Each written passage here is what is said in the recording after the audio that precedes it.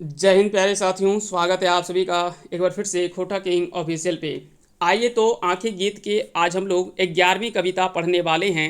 आज हमर वीनक तारे। आज हमर वीनक तारे। तो पहला तो इस कविता के बारे में हम लोग समझते हैं।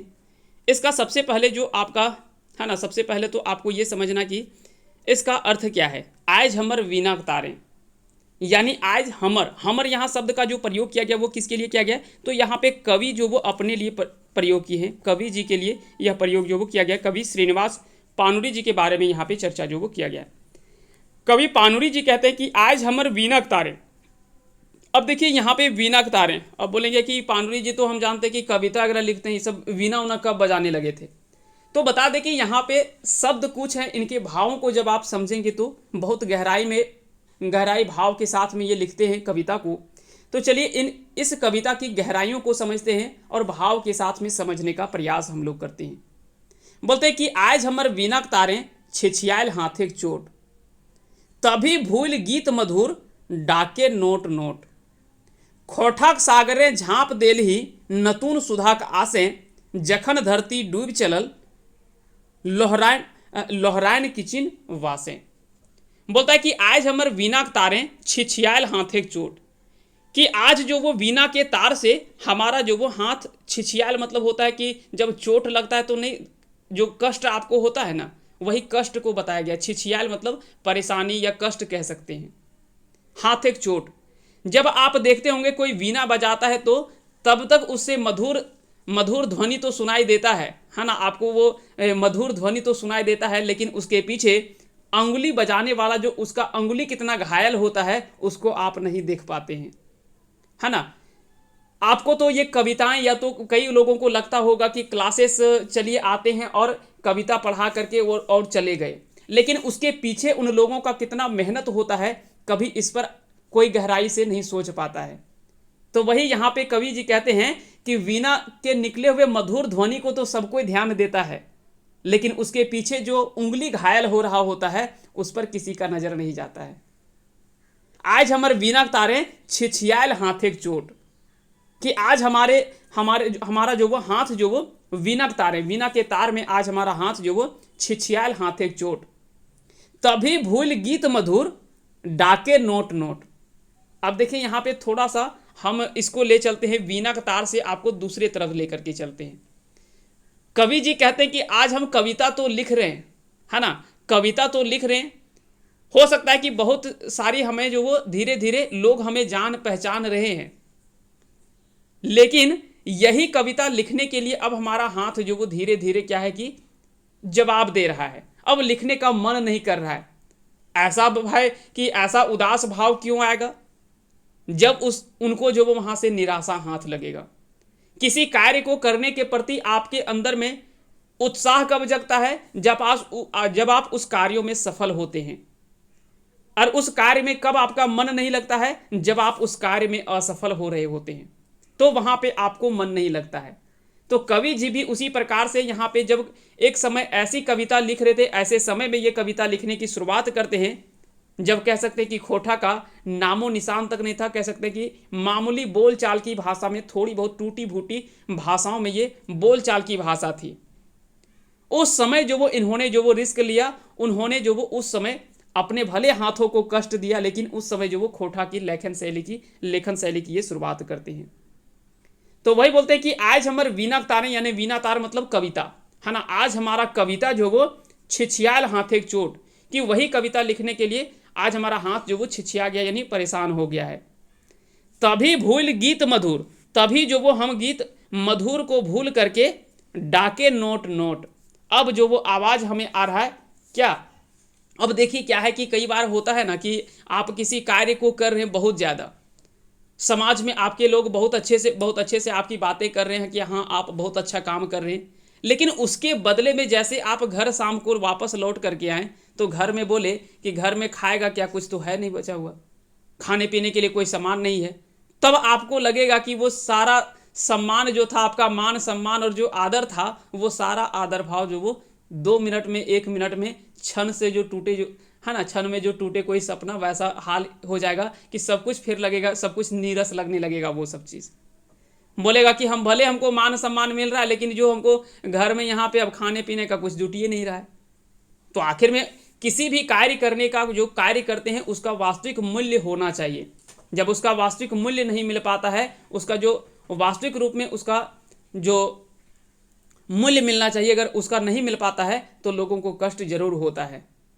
तो वही बोलते हैं कि आज हमर बिना तारे छिछियाल हाथे चोट, तभी भूल गीत मधुर डाके नोट नोट।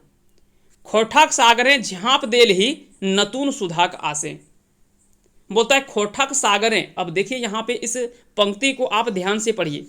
कहता है कि खोठक सागरें झांप देल ही नतून सुधाक आसें, कि खोठा के सागर में, उस खोठा के सागर रूपी संसार में जो वो हमने कदम रख दिया, झांप दे दिया, मतलब कूद पड़े हैं।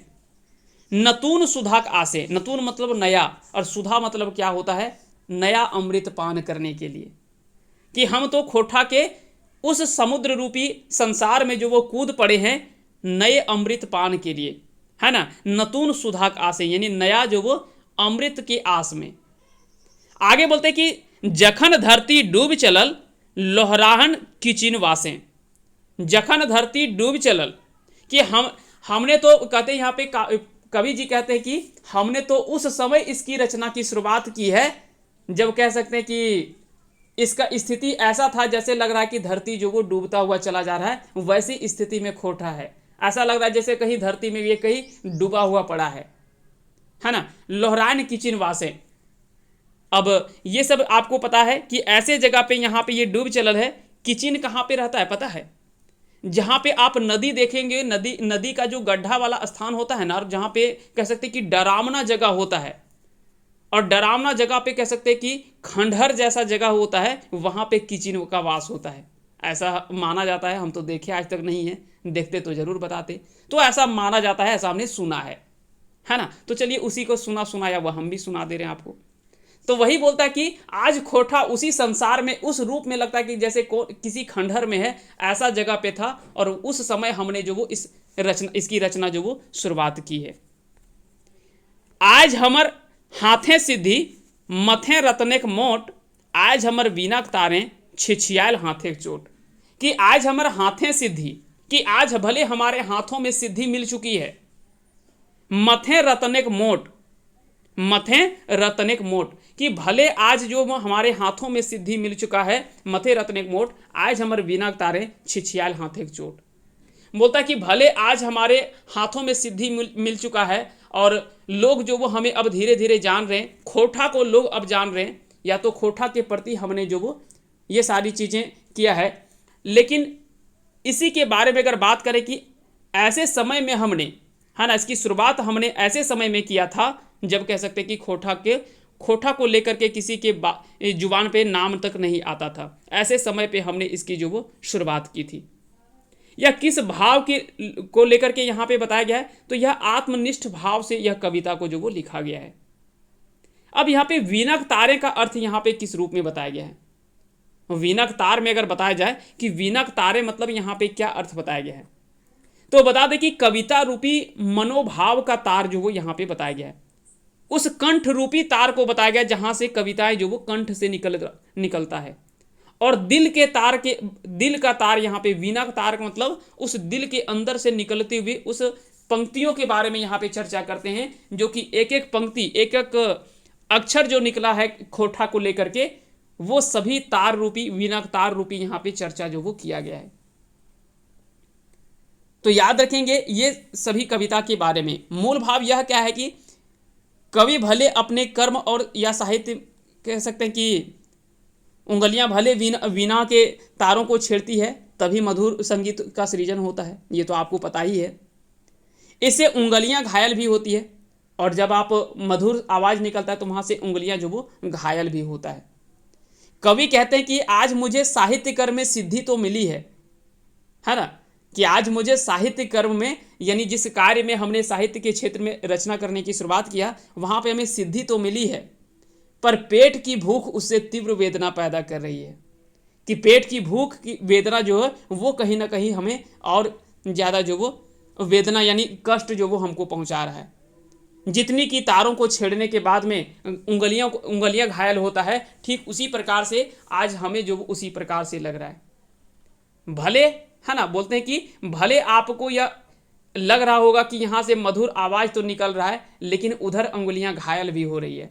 ठीक उसी प्रकार से आपको एक कह सकते हैं कि व्यवस्थित रूप में खोटा के कई सारी लेखन रचनाएं तो आपको मिल गया, लेकिन कह सकते हैं कि उस समय भी, है ना, उस समय पाणिनि जी के आर्थिक स्थिति इतनी अच्छी नहीं थी, ये तो आपको भली भांति पता है। आज भी कई ऐसे खोटा के लेखक हैं जिनके घर की स्थिति आज भी देखेंगे तो बहुत कह सकते हैं कि अच्छी स्थिति नहीं मानी जा सकती है। एक सामान्य सामान्य कह सकते हैं कि जो घर देखने को मिलता है लोगों के जैसा, वैसा घर उनका देखने को मिलता है।